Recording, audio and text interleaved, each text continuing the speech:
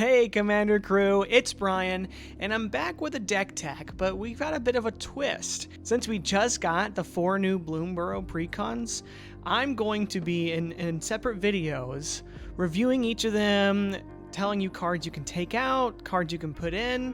We're going to have a lot of fun with this deck anyways. It's Miss Bumbleflower from the Peace Offering Precon, that is the Bant one.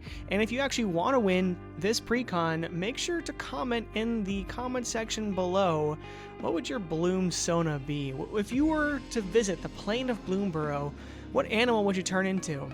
I think I would turn into probably I want to say a wolf.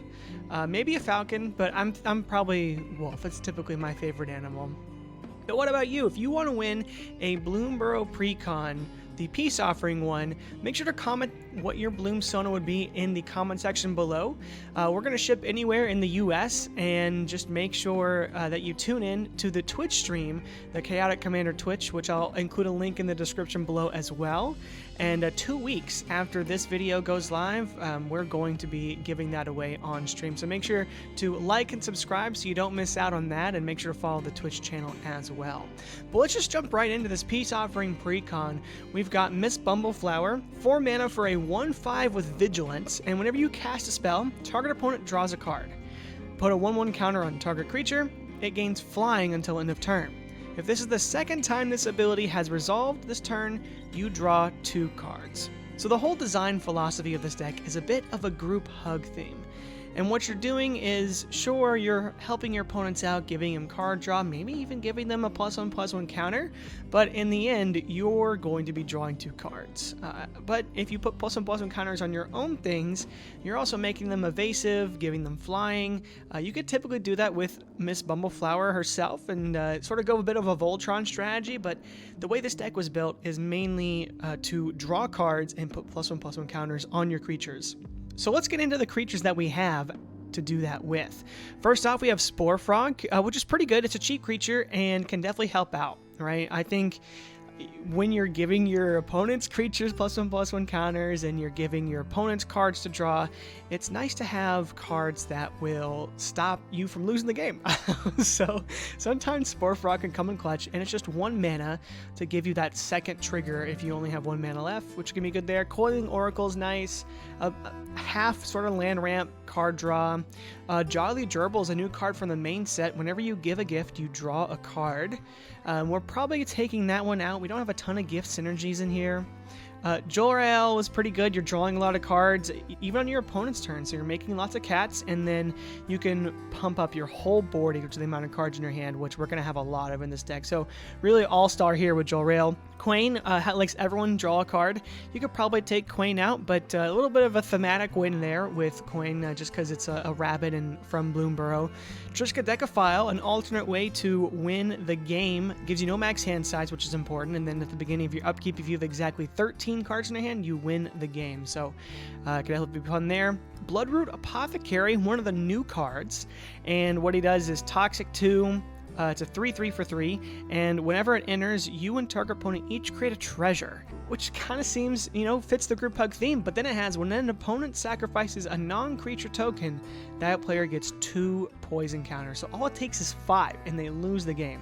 Now, Bloodroot Apothecary has to be on the field for this, so this is going to get removed real quick.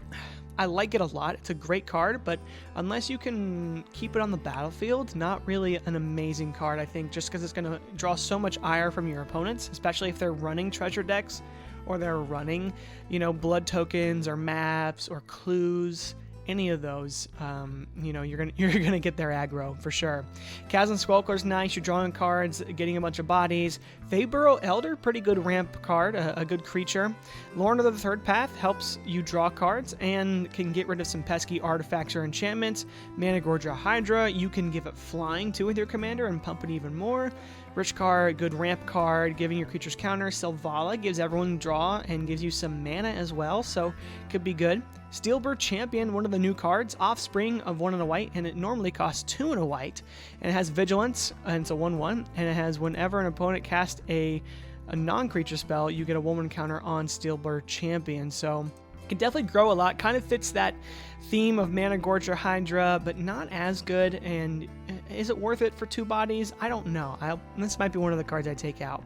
Bayard is nice. It's a creature with vigilance, and creatures can't attack you or planeswalkers you control unless their controller pays 1 for each of those creatures.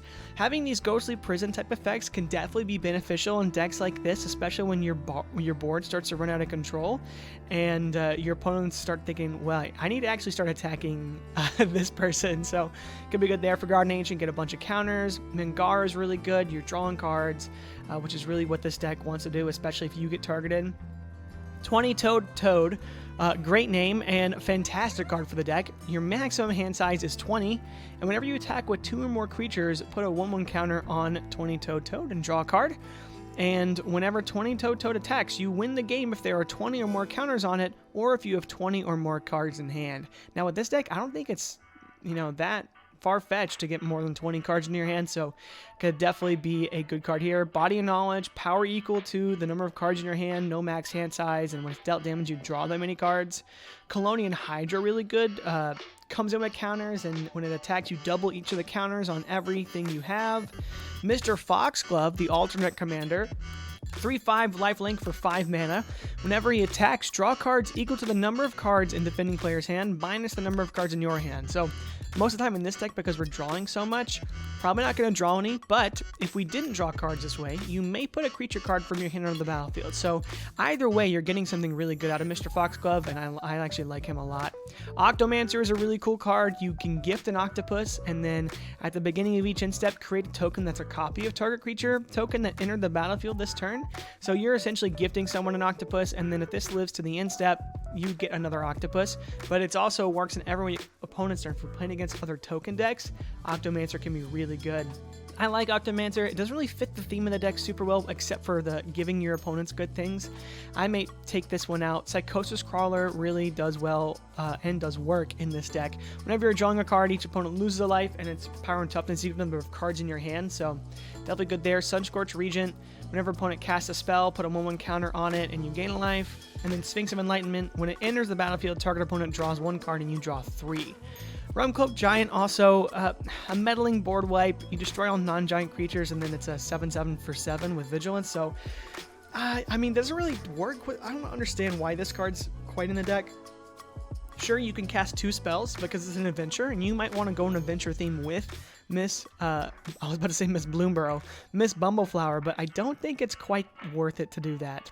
Tameo, Field Researcher, is in here, which is great. You're drawing cards with her, and you can tap some non-land permanents, and then giving the Omniscience with Ultimate is so good because you're going to have so many cards in your hand with this deck. Going to be pretty solid there. Going to the spells section, Offer You Can't Refuse is amazing non-creature counter. Swords is removal. Farseek is ramp. Long Rivers Pull, another counter that gifts a card if you want to counter any spell instead of just a creature. So that can be good. One thing that I haven't mentioned is Miss Bumbleflower is so good with politics because you can give a card to anybody, you can give a counter to any creature. So definitely another political card here with Long Rivers Pull. Peerless Recycling puts a permanent from your graveyard to your hand. If you have to discard a lot from drawing so much, that could be nice. And then if you get the card, you get an extra card from your graveyard to your hand. So that could definitely be worth it in some instances. Sometimes the card you're getting out of your graveyard is going to be worth it giving your opponent a card. Wear Down is similar, destroys an artifact or enchantment, and if you gift a card, you instead destroy 2 artifacts and/or enchantments. So it could be good. Broken Wings, really good. Not a ton of flyers except for Miss Bumbleflower's ability, so your opponents might have some pesky flyers that Broken Wings can get rid of, or in the pinch, an artifact or enchantment. Cultivate's good ramp. Generous Gift's good removal. Riot Control is another one of those cards that said, is going to keep you alive for longer. You're gaining life, and you prevent all damage that would be dealt to you this turn. So if you're playing against a Perforos deck, any kind of burn deck, you're living with Riot Control that turn. Secret Rendezvous is good. You and target opponent each draw 3 cards. Tent with Bunnies is a new card. You draw a card and create a 1/1 rabbit. Then each opponent may do that, and for each opponent who does, you draw a card and create a 1/1 rabbit as well. So, you could potentially be drawing 4 and creating 4 rabbits, and for 3 mana in white is pretty solid. And now your opponents do get 1 rabbit each, but that is not a bad trade-off, and a card each as well. I think this is really good. You're potentially drawing 4. Most of the time, I think you'll probably draw 2 or 3. This deck isn't come off as super oppressive or super scary until I feel like it's too late when you already have so many cards in your hand. So I think this is a really good card. Illusionist Gambit, pretty much It's an interesting card. It stops a combat and then makes them redo it, and they have to not attack you. So that could be interesting, another way to not die, but a little complicated. Tint with Discovery, great ramp card. Intellectual Offering, more card draw, and then you can untap all non-land permanents you control. This may be one I take out. It's a lot of mana for just drawing 3 cards and untapping the non-lands. We don't have a ton of non-lands that do anything when they get tapped, except for attacking. So, I don't know, I might take that one out. Perplexing Test, it's a board wipe, which is nice. Promise of Loyalty, a really good board wipe, especially in a group hug. Everyone keeps their best creature, but they can't attack you with it, so it's pretty nice there. And then Purge Protection is a card that hasn't been revealed yet. Don't know what it does, but we're going to keep it in here for now. It's in the Bloomburrow set, so it's probably pretty solid. Soul Ring, Arcane Signet, Fellwar Stone, Mind Stone, Swiftfoot Boots, Thought Vessel, Gear Per Ori will probably take out. It's really helping your opponents more than it's helping you. There's not going to be many times where we have no cards in our hand, and the only thing we would want this for is to play the extra land, and paying 4 mana for us to play an extra land and for our opponents to as well is just not good. Coveted Jewel can be good. I don't hate Coveted Jewel in this deck. You draw 3 cards when it enters, and it can tap to add 3 mana of any color, so it's essentially, it can get passed around, and because your commander can make creatures evasive, I don't see any problem in keeping this in and keeping the love going. A lot of people love the Humble Defector, which is 2 mana creature that taps to draw 2 cards, and you pass it to an opponent. I think this is very similar, right? So, could definitely be good there. Wizard class, good to give you max hand size, to draw cards, and to get counters on your creatures. Hoofprints of the Stag is good to get a bunch of tokens on the battlefield. Simic Ascendancy is really solid. It's another win con in the deck. Tenuous Truce is alright, it's just drawing cards. I don't hate that, and you're helping someone else draw cards. You could probably take this one out. Communal Brewing is neat. When it enters, you can have everyone else draw a card, but you don't have to. If you don't, you get 1 counter on it, and then if you do, you get an extra counter on it for each time you let someone else draw a card. And whenever you cast a creature, it enters with X additional 1/1 counters, where X is the number of ingredient counters on Communal Blessing. So just a big way to buff the creatures that you're casting after this comes in, and it also draws cards, so pretty neat. Martial Impetus, another good way to sort of steer people away from your board. Rites of Flourishing, beginning of each player's draw step, the player draws an additional card, and each player may play an additional land on each of their turns. This one isn't as big of a offender as the other one was that we talked about, that's sort of the Gear Per Ori, because we can actually take, we like drawing cards, we like playing lands, and we're going to be drawing the most cards out of anybody, but we also are giving our opponents a lot of card draw. So I don't think this is worth putting in. If this is really great in a deck where we're drawing a ton, but our opponents aren't, because we're giving our opponents card draw too, we're not going to get more value off of this than our opponents. They're going to get the same, so it's not really great. Fisher's Town is a cool card. It's a new card, but doesn't really fit the deck, so I'm not even going to go into it. And then we got 38 lands, which is a lot, but we got some good ones. So this deck is a pretty fun deck, I think, and I would like to make it a little more scary. I think with this deck, it's a little bit inconsistent with what it wants to do sometimes. I've taken out some cards to make it more streamlined with what it wants to do and make sure that we're drawing so many cards and that we can do more things off of that. So going into the cards we've taken out, right? We've taken out Realm Cloaked Giant. It just doesn't really work with the deck. We've taken out Secret Rendezvous. It's a good card draw, but we're giving someone else 3 cards too. It's really not worth it. Perplexing Test, also a board wipe that doesn't fit our deck super well. We're not very much into tokens. We're not very much into non-tokens. We have a bit of both in this deck, and so to me, it doesn't make sense to run this. There's better options. Like I said, Gear Per Ori and Rites of Flourishing we're taking out. Tenuous Truce as well. It's just 1 extra card a turn for 2 mana, which I guess can add up, but you're also giving it to an opponent. Martial Impetus can be fun, but not really worth it in my opinion. Hoofprints of the Stag, probably the one I was on the fence of the most, because you can get lots of creatures, but you're paying 3 mana for each one. Doesn't really fit our commander's theme, because we want our commander to be casting spells and to be drawing cards. So it doesn't really work. And then I took out these 3 Thriving Groves. We had 38 lands. I did add a land back, so we're going to end up with 36 lands in the deck. But yeah, oh, and I forgot to mention, we're taking out 15 cards, we're putting in 15, and the budget for essentially is less than $60, around $50-ish, which is nice. We did take out 4 of the new cards. We took out Fisher's Talent, Jolly Gerbils, Steel Burr, and Octomancer. So if you don't remember, Steelbird Champion was the one that had that offspring. It doesn't do enough for me in this deck, really, in my opinion. But let's go into what we added in, right? We have some really good stuff here. Dreamtide Whale. It does everything our commander wants us to do anyway. So whenever a player casts their second spell each turn, proliferate. We want to be casting 2 spells a turn anyways. So this is perfect, and we're putting counters on things. We can even proliferate our opponent's stuff if we really want to, but this is just a slam dunk in this deck. Dusk Legion Duelist, super good as well. Whenever one or more +1/+1 counters are put on it, you draw a card once a turn. So if we just target this once with our Miss Bumbleflower every turn, we can just draw more cards, which is really good. Evolution Sage, another proliferator, which is solid. And having these 2 different proliferate, things in the deck can sort of also make it so that our squirrel that gives those poison counters doesn't have to stay on the battlefield for super long. As long as I can get 1 trigger off, we can still finish the game with that, which is nice. Free Strider Lookout, also a great card. We can commit crimes with our commander by targeting an opponent's creature with a +1/+1 counter.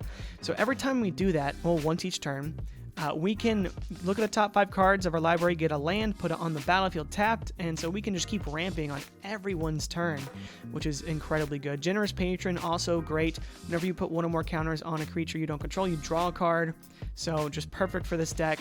Commune Whispered Hopes, doubling the counters that put on your creatures and taps for lots of mana, which is amazing. Cross Defense Contractor. Beginning of your upkeep, put a shield counter on a target creature your opponent controls, and then when you put 1 or more counters on a creature you don't control, you tap it and goad it, and it gains trample. So this is kind of a better version of the Martial Impetus, in my opinion. You play this, and you're gonna, be putting counters on stuff. Now, it doesn't work when you initially cast it, because Miss Bumbleflower will put the counter on it before Crow sees play. But the next time you cast something that turn, you can choose an opponent's creature, give it trample, and goad it, which is really good because you're buffing your opponent's creatures anyways in this deck, so might as well make good use of them as well. We also have Kutzil, which is just fantastic. Anytime 1 or more creatures you control with power greater than its base power deals damage, you draw a card. You're making evasive creatures with Miss Bumbleflower, and getting draw power off that's good. And then we have the added benefit of our opponents not being able to cast spells during our turn, so that's just perfect. Seedborn Muse is going to really help out with this deck because we want to be casting spells on everybody's turn, right? It's not when you cast a spell on your turn, it's whenever you cast a spell. And then you want to be able to cast 2 spells on everyone's turn, so Seedborn Muse is absolutely crucial for that. And then a fun include here, Socrates is really fun, a 0/4 defender, has hexproof as long as it's untapped. You can tap it, target creature gains. If this creature would deal combat damage, prevent it, that creature's controller and that player each draw half that many cards rounded down. So he can be good defensively. If someone's trying to attack you with the big creature, he can stop the damage, you both draw cards. You can make someone else draw cards. You typically want to use this defensively, which is nice. So it could be a deterrent for people to attack you, and I think that's worth more than anything because we already have so many card draw engines in this deck anyways. We are also replacing one of the board wipes with Austere Command, just a cheap board wipe. It can get rid of, big creatures, it can get rid of little creatures, it can get rid of enchantments, and it can get rid of artifacts. So typically, I think artifacts is one of the best things to hit with this deck because we don't have a ton. Even though we're a green deck and a lot of our ramp in the Precon is artifact ramp, we don't really need it at some point in the game, and we can make sure that this helps. Getting another counter in the deck is really good, and one that draws us cards better. It does draw an opponent, which sort of works with the theme of the deck as well. So Arcane Denial, just a slam dunk here. Born Upon a Wind and Leyland of Anticipation are crucial as well. I think we need ways to win at flash speed. Or not ways to win, but at least ways to cast spells, right? If we're giving everything flash, then we can start playing more creatures, casting 2 spells on each turn rather than just ours. And lastly, we have Reliquary Tower, which just gives us no max hand size and a land that adds us back up to 36, like I said. If you wanted to add more cards to this deck and replace some more cards, there's definitely some more you could take out of the Precon. I would add in some more ways to give your stuff flash, or more flash creatures that you could cast on opponents' turns. I would add in more ways to get lands on the battlefield. You're gonna have lots of lands in your hand, and you want stuff that lets you play extra lands on the battlefield, like a Wayward Sawtooth could be nice. But I think I did a really good job here with giving you 15 cards to put in, 15 cards to take out. that will help this deck run smoother and be a bit more scary for your opponents to deal with. Well, I hope you enjoyed the deck tech. This is going to be it for today's video. Make sure to like and subscribe. We're actually giving away a precon for each of these videos that we're doing. That's right, I'm doing a video that's going to be reviewing and upgrading each pre-constructed Bloomburrow deck in the next couple weeks, and we are going to be doing a giveaway for each one. Free shipping in the US. Make sure to comment down below your Bloom Sona in this video for a chance to win the Peace Offering Precon. And in 2 weeks on our Twitch channel, twitch.tv/chaotic commander, we're going to be announcing the winner. So make sure to like and subscribe for that. Check out the Twitch channel and keep an eye out for these videos that are coming out soon. Otherwise, hope you guys had a good one, and I'll be back soon with another Bloomburrow Precon upgrade. Take care.